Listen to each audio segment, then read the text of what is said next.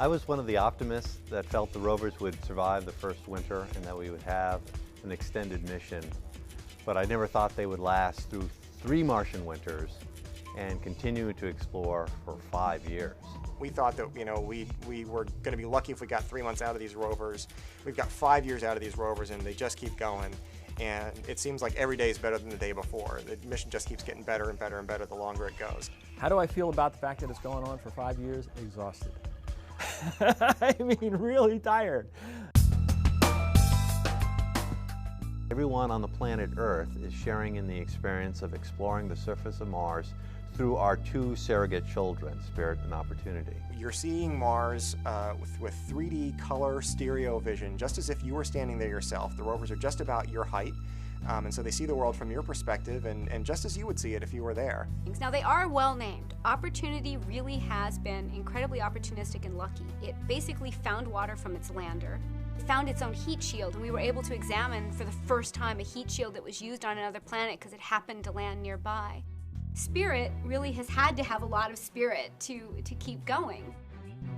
When we're hit by dust storms, we get cleaned off, and that's what's enabled the rover to survive this long. When we broke the right front wheel, we've made one of the major scientific discoveries. By dragging this wheel behind us, we're digging this trench, and we're seeing what's under the surface, and what we're finding everywhere we look are these salts and minerals like silica and sulfur that had to have been put there by hot water.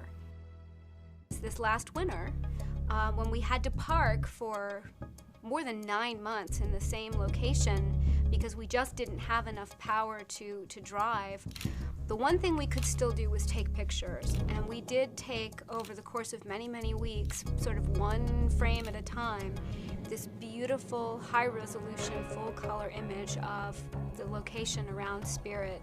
And it's one of the most detailed, highest resolution images we've ever taken from the ground.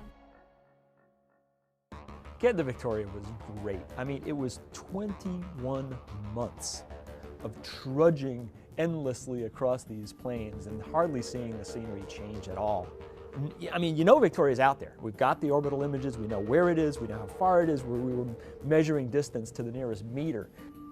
And then one day we're right at the rim of it, and poof, there's just this spectacular scenery, this fabulous geology laid out in front of us. And yeah, the combination of just what a glorious view it was, plus so much effort that went into getting there. Pulling up to the rim of Victoria was, to me, one of the really special moments in the whole mission. One of the most memorable and poetic images from the entire mission is an image that Spirit took of the Earth. It was the very first picture that has ever been taken of the Earth from the surface of another planet. Earth is the evening star. Mars is such a complicated place, and these are such capable vehicles, that there will never come a time when we're done. Regardless of when this mission ends, whether it's tomorrow or 5 years from now, there's always going to be some wonderful, tantalizing thing just beyond our reach that we didn't quite get to.